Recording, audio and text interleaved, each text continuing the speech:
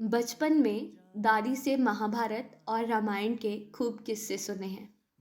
एक कहानी उन्होंने अश्वत्थामा की सुनाई थी और बताया था कि शिवराजपुर के खेरेश्वर धाम मंदिर में अश्वत्थामा आज भी आता है।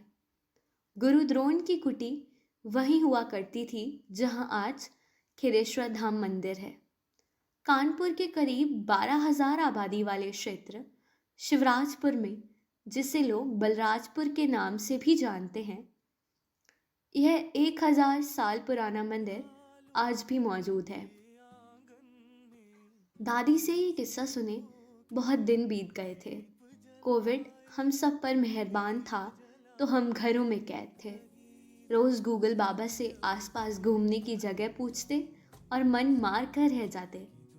फिर एक रोज़ जून की चिलचिलाती गर्मी में हम खेरेश्वर धाम जाने के लिए तैयार हो गए। आगरा लखनऊ एक्सप्रेसवे से होते हुए 118 किलोमीटर की दूरी तय करके ठीक 2 घंटे 22 मिनट पर हम वहाँ पहुँच गए थे। जैसे ही हम वहाँ पहुँचे, हमें मंदिर के ठीक सामने एक तालाब दिखाई दिया था, जहाँ सफ़ेद रंग के कमल के फूल खिले हुए थे। आसपास छोटी छोटी 4-5 दुकानें थीं, जहाँ मंदिर में चढ़ाने के लिए प्रसाद और फूल वगैरह मिलते थे। मंदिर के अंदर गए तो वहाँ आरती हो रही थी।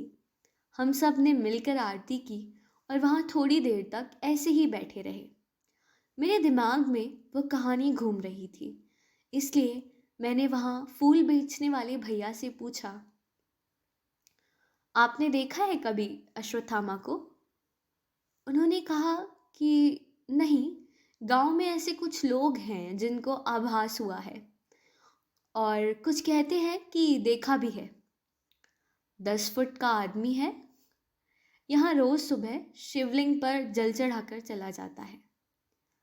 खड़ाऊं की आवाज़ आती है और अगर पास जाने की कोशिश करूं तो गायब हो जाता है। हम लोग ज़्यादा पीछे नहीं पड़ते, जैसा होता है होने देते हैं। बहुत जांच पड़ताल हुई, मीडिया वाले भी आए कई, पर रहस्य ही रहा। उनकी बातें सुनने के बाद मैं सोच रही थी कि कभी कभी इतिहास, मान्यताएं और परंपराएं कितनी किंकर्तव्य विमूढ़ स्थिति पैदा कर देती हैं। मैं भी इस रहस्य को रहस्य ही समझकर पास बने गंगा घाट पर चली गई। नमामि गंगे प्रोजेक्ट के चलते गंगा घाट की स्थिति काफ़ी अच्छी थी। बहुत खूबसूरत था।